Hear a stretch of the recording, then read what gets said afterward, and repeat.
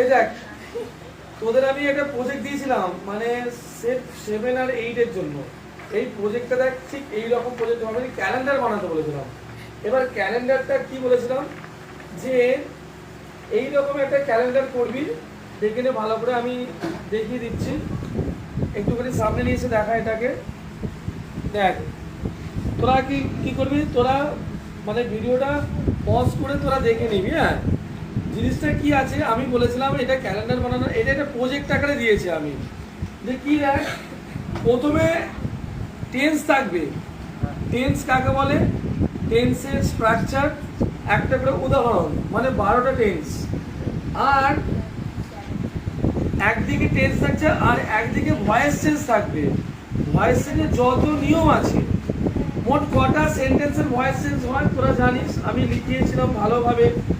কটা টেন্সের voice change হয়, যত ভয়েস চেঞ্জ আছে, ভয়েস চেঞ্জের রুলটা সেম রুলটা, অ্যাক্টিভ আর প্যাসিভ, আর একটা করে উদাহরণ দেবে। যেমন এখানে লেখা আছে, দেখো এ অ্যাক্টিভ আর প্যাসিভ লিখেছে, present simple, past simple, future simple.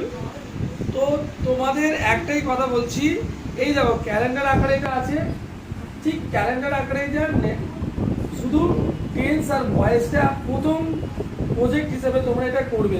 7 আর 8, 7, 8, ওকে। 6-এরও পরে আমি দেবো, যারা 6-এর ব্যাচ আমার এখানে নেই বাড়িতে, তাদের আমি দেবো। এখন এইখানে ঘোড়াঘাটা আর বারঘাটে যতজন আছে 7 আর 8-এ, তাদের এই প্রজেক্টটা রইল। হ্যাঁ, ঠিক আছে।